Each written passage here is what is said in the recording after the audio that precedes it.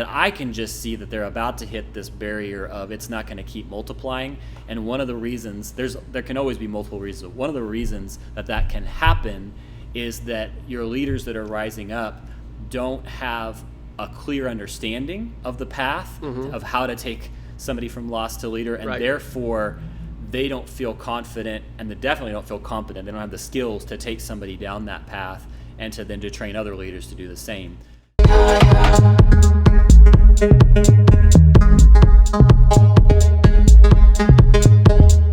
All right, Mark, we're going to jump in again today. Totally your idea. Great question. Out of the middle of exactly what we're working with here in Oklahoma City. What does it look like for emerging leaders to know the path? Yeah. How important is this? Why is it relevant for a discussion for us today? Yeah, so just to jump off from what Dave's sharing there, the path of how do you take a disciple from somebody who's far from God or lost to somebody who can leader, so lost to leader, that's the question that I was throwing out there for today. Or sometimes we've said from zero to sending church. How do you take somebody from a starting place of they've got no context, they're not following Jesus, to ascending church?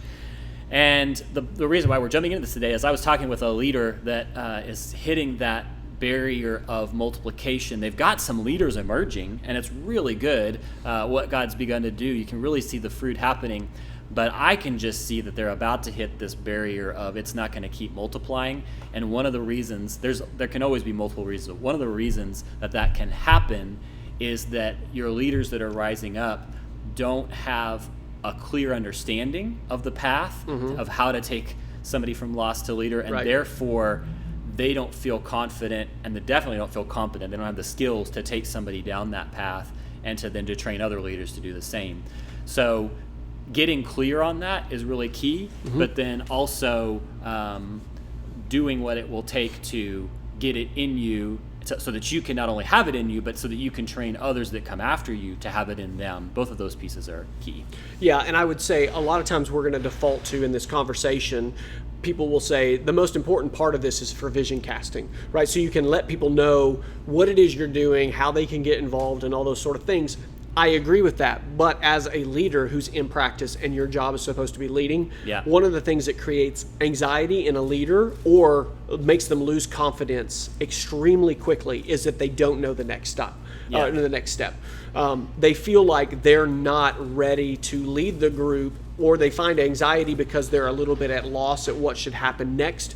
And we're not saying that you need to know everything, and a lot of times we'll even say all you need to know is the next step, but it's important to know the next step. And I'll throw out one more thought just to also frame this up, because as I was talking with this leader, I was like just wanting to encourage them and say, man, I think you're a great leader. I think you're very intuitive. Yeah. And here's the challenge is I think a lot of leaders that rise to the influence they do is because of their intuition. They understand what to do at what time and how to bring that in. Yeah.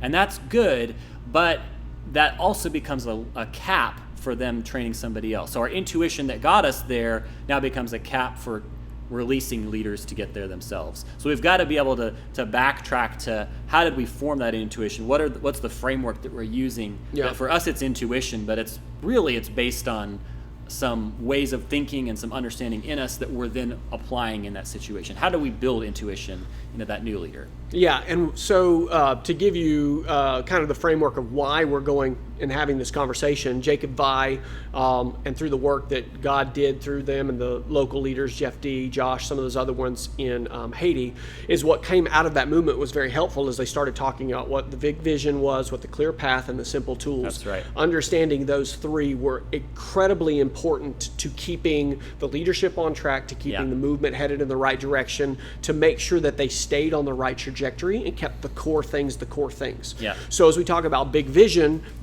can be, for different people, can be different things. Ultimately, the biggest vision is no place left where the gospel has not yet been proclaimed. Yeah. Okay, the real question then is, how do we get there? In order for us to multiply, people have to know the path to walk down. Yeah. So what Mark and I are talking about today is the importance of leaders understanding how to articulate the clear path, to be able to explain lost to leader, or sometimes it's referred to, as Mark said, zero to sending church. So what is the clear path? I'm going to put you on the spot. You give me your elevator pitch, Mark. If you could explain to me lost a leader in a minute or less, how would you explain it? Yeah, so we want to take disciples or those that are far from God and help them to encounter the Father's heart, to know what his heart is, to come from a place of connected with him, to begin to engage with the places that need to be engaged in their life, those places that are far from God, both their relational network, their oikos, but also those that might be within it, persons of peace. And from there, begin to share the gospel with them, both their story and God's story.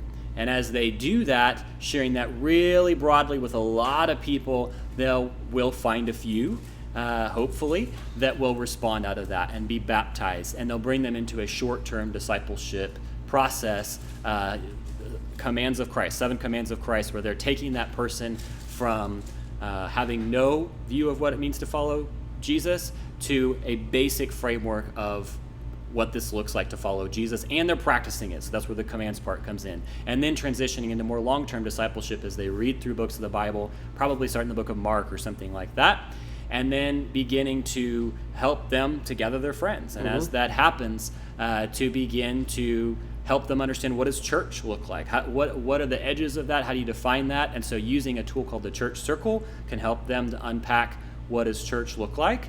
And then also a process called 3/3 that we've used really commonly can set them up for all of what it will take to filter that disciple to be an effective disciple maker and to see this multiply.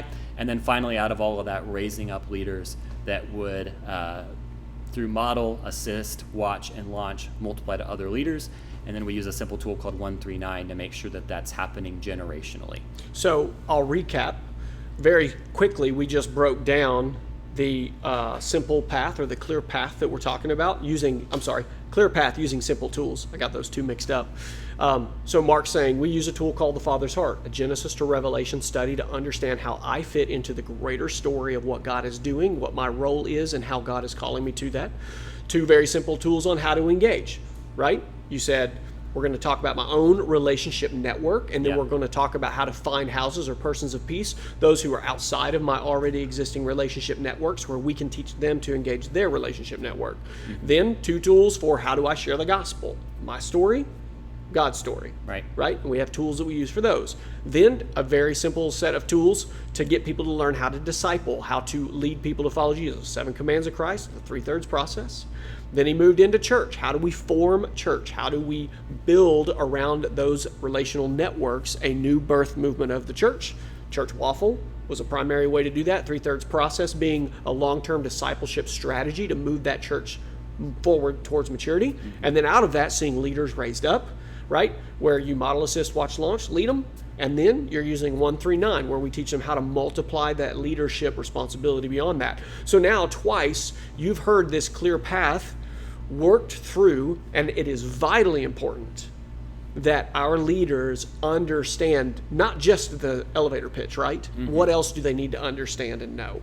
Why is this so vital to them actually engaging and leading, and why is it what is driving the conversation with this leader right now?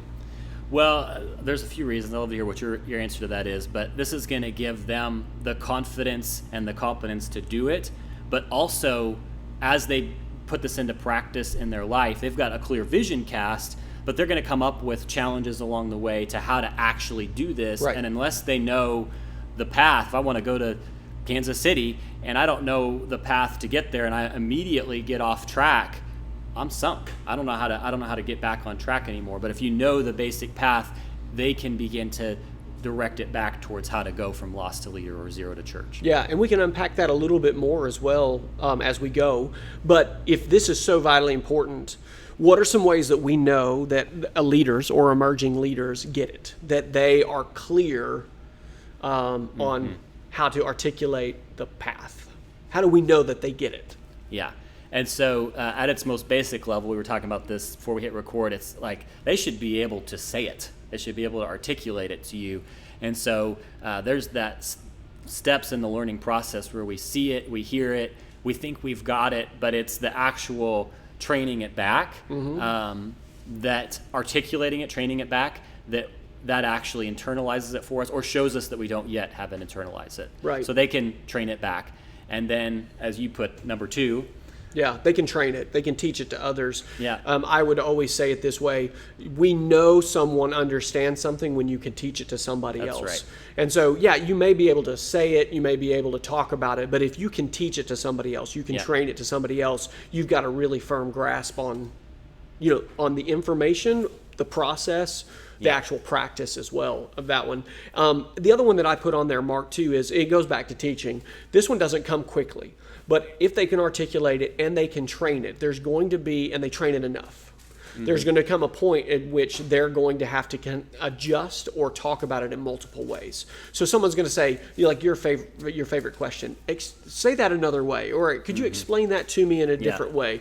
If we can see that leader be asked a question that may be from a different context or a different angle or different view or different perspective, they can take the concept and repackage it and explain it to someone from the point at which they can accept it or understand it. We really know that they've got more than just the pragmatic, words. And so another way that I would unpack what Dave is saying is that it's not just, and I identified some tools when I was sharing that elevator pitch, but behind that is the principle of the 4 fields. Right. And so they're able to take the principle of, this is how Jesus did it. And it might look different in different contexts. In our context, we might use different tools to get there. And I can now begin to have it so internalized that you can tell me your context or what you're processing or your barriers, and I can help to share it in multiple ways that will fit that context. Yes, so we want more than just an understanding of the clear path. We want to biblically understand the reasons why the clear path is what it is. Yeah, right. That's it. And oftentimes the way you have to get there is a practical, pragmatic way. Right. We're always talking and wrestling through the practice. It teaches you the concepts, and the concepts teach you the practice. You can't have either or. We're ahead. H3X. We're head, heart, hands. They all 3 always have to be engaged in order for you to really internalize and understand the principles from Scripture as they go. So with that, Dave, you have identified some things for us to process through of how to make sure to help it be clear. Sure. So when you're actually doing this, it's one thing that you could train it back, but does that person actually understand it? Is it clear to you? Is it clear to them? What are some ways that can get clear? Yeah, so I like to push leaders to understand it is, can you share this in 2 minutes? Could you share it in 2 hours? Could you share it in 2 days?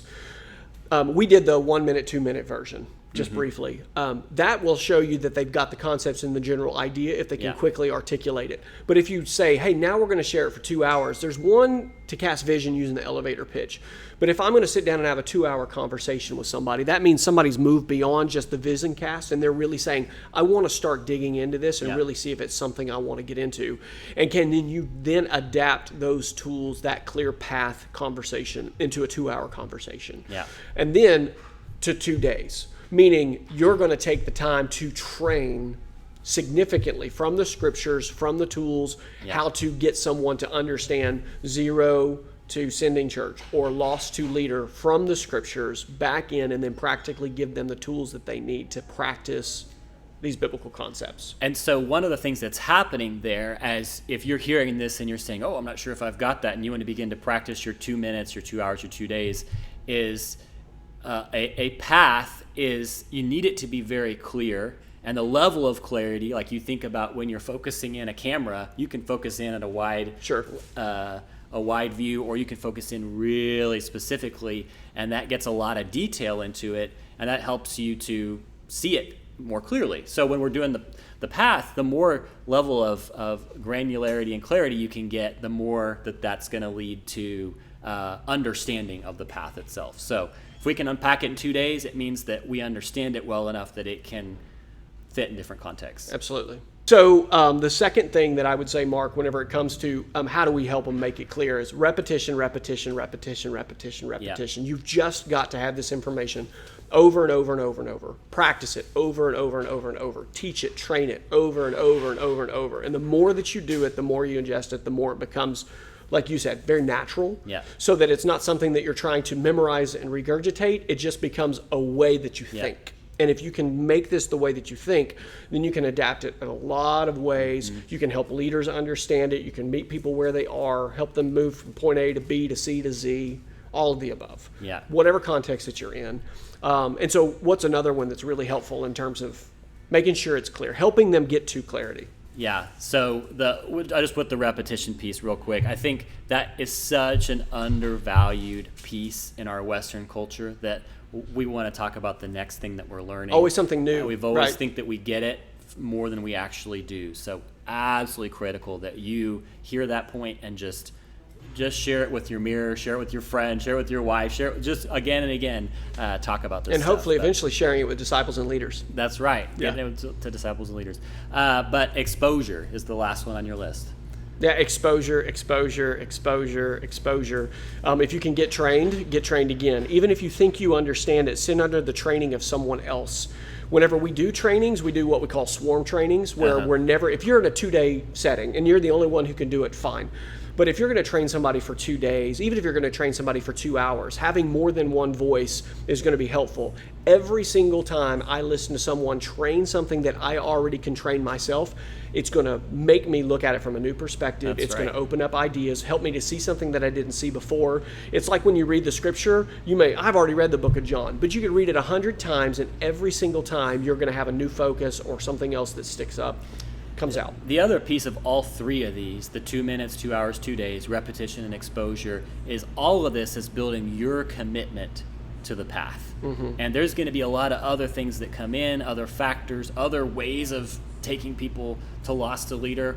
But you've spent so much time with this now, it's in you, and you're like, no, this is the path. This is the way that we're taking people from lost to leaders. So as you get that clarity, it also will come along with a greater commitment and resolve, is another word I guess I should use. And if we're going to be a leader who has influence, we're going to be a leader who is going to see things move in the direction that need to be moving, you have to be firmly committed, because as much as you change and the things that people aren't going to, they're looking for something that's static. They're looking for something that's consistent, and they'll join up with that. And especially whenever things get a little confusing, being able to pull back on the DNA, which, by the way, we talk about often. The core apostolic task is what we're referring to as the 4 fields. It's a DNA conversation. It's a DNA role. We're constantly having to pull back and say, yes, we know there's all these extras, but what's the core? What's the DNA? What has to happen? If we lose this, everything falls apart. That's right. And that identity, the entry, the gospeling, the discipling, the church formation, leadership development, hubbard around Jesus as King.